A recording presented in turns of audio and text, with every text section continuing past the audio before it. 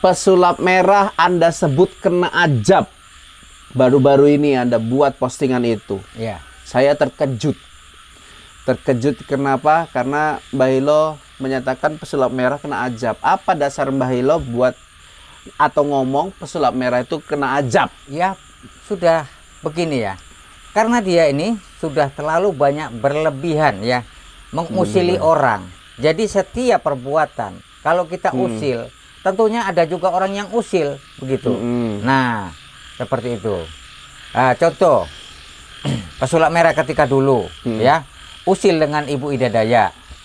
Nah, tentunya dia ketika itu kena hukuman adat Dayak. Iya. Nah, ini kalau saya lihat ya, bahkan kita lihat ini kepada Mbah Gimbal ya, terakhir itu kita lihat ya.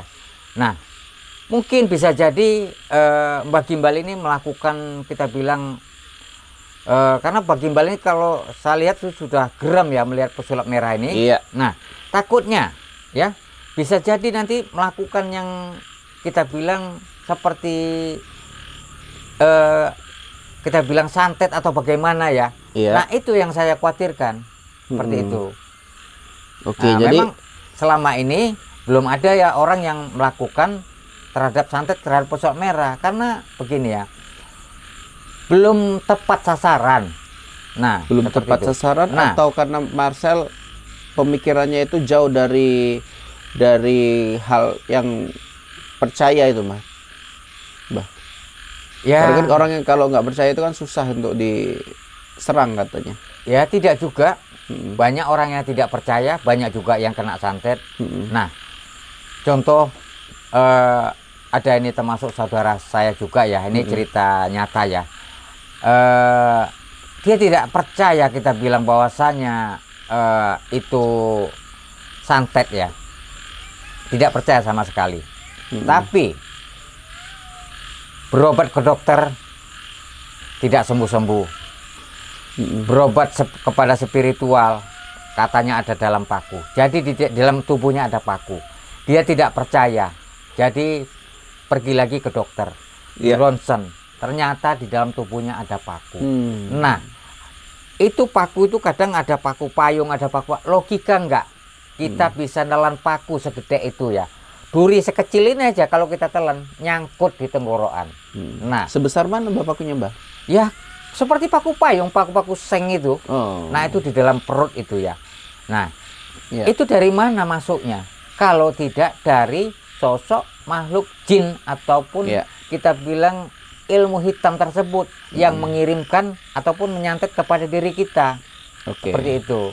Jadi kaitannya Mbah dengan ajab yang pesulap merah itu dapatkan, kenapa padahal dia itu kan kalau dari pendukungnya baik ya, katanya membongkar-bongkar supaya masyarakat itu nggak kena jebakan-jebakan oknum dukun gitu.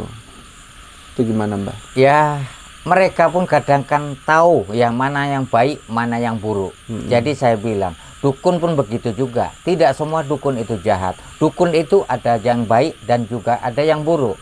Contoh, dukun santet adalah dukun jahat. Ketika diserang kita kena santet, yang membela adalah dukun juga.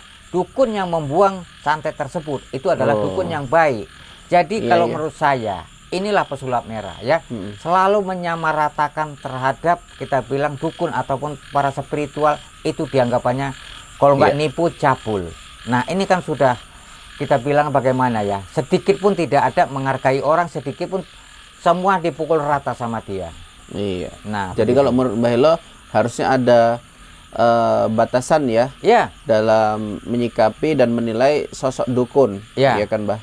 Tidak semua dukun itu sama seperti yang dikatakan Marcel adalah penipu. Ya, contoh begini juga, ada juga kadang seperti orang kesurupan, kemasukan ya, kadang pergi ke hutan atau bagaimana. Nah, yang nolong apa? Kalau tidak dukun, para spiritual. Nah, ini di mata pesulap merah ini di mana? Semua orang dianggapnya jahat. Orang tersesat ketika itu pergi ke puncak gunung mana itu ya, Gunung Bromo atau bagaimana, hilang di hutan. Yang nyari siapa? Bukan pesulap, itu adalah dukun ataupun para spiritual yang menemukan. Itu pun dianggap salah juga. Jadi di mana Jadi kan sudah saya bilang, dukun itu tidak semua Kuncen ya jahat. Mbak Elo ya, kalau digabung-gabungkan. Ya, disembunyikan oleh makhluk halus. Itu bukan pesulap yang bisa menemukan. Iya. Itu adalah seorang dukun ataupun para spiritual. Iya, karena sudah terlanjur Mbah, pesulap merah itu tidak apa ya, tidak mengakui dan meyakini namanya teluh pelet. Kalau kita di Medan namanya adalah apa? Di Sumatera Utara namanya Banyak itu ada kita bilang kalau daerah begu ganjang. Begu ganjang, ada yang kita bilang pusung ya kalau orang di Simalungun itu seperti itu ya. Jadi itu masih ada gitu ya. Nah, Iya. jadi kalau saya bilang Tapi ini kan hal positifnya kalau ada seperti itu kan Mbah, orang untuk menghindari santet, ya apa yang dilakukan ya pasti mendekatkan diri pada Allah ya Mbak ya. Itu kan obatnya kan, yang Iya. utama kan. mendekatkan diri pada Allah. Itu pun kalau memang kita bisa kena, ya tetap kena gitu ya. Iya. Nggak usah jauh-jauh lah, saudara saya ya itu ibadahnya memang rajin ya, kita bilang tidak ada tinggal sama sekali. Tapi ya bisa juga kena gitu. Iya. Nah, jadi dia tidak pandang bulu gitu ya. Jadi coba peringatin pesulap merah Mbak sebelum kita tutup ya. ya, Kok beliau terlalu membabi buta sekali dalam membuat konten, tidak mengenal namanya ketakutan terhadap ilmu-ilmu gaib, sihir, teluh santet gitu toh Mbah. ya memang tinggal lagi dia belum kena batunya begitu ya. Nah, mungkin kalau mungkin ya yang benar-benar bisa melakukan santet beneran itu nanti ketika dia merasa tersakiti, nah itu bisa saja jadi dia melakukan. Yang selama ini yang diketemukan adalah yang kita bilang yang seorang YouTuber yang sebuah itu settingan, yang itulah yang dia bongkar-bongkar sama dia karena bukan sesungguhan. Ya contoh seperti yang saya bilang itu ya, membongkar ilmu kebal lebah. Mereka sebenarnya mencari madu di hutan. Jadi mereka ini tidak ada bekal ilmu, saya bilang. Nah, karena mereka ini sedang mencari makan. Nah, jadi jangan kita bilang pesulap merah ini terlalu apa ya begitu ya, sama rata ya. Iya. Nah, seperti itu. Jadi buat teman-teman ya mungkin bisa menyikapinya bagaimana sifat pesulap merah ini, mudah-mudahan bisa paham ya, karena dia dukun ini tidak semuanya jahat dan memang ada juga yang jahat dan juga ada yang baik. Jadi mudah-mudahan para netizen bisa menilai. Saya di sini Mbah Hilo dan Mas Samet, mudah-mudahan netizen bisa menilai. Iya. Jadi kita akhiri dulu ya. Wabillahi taufik walhidayah. Assalamualaikum warahmatullahi wabarakatuh. Ya, dukun ini tidak semuanya jahat dan memang ada juga yang jahat dan juga ada yang baik. Jadi mudah-mudahan para netizen bisa menilai.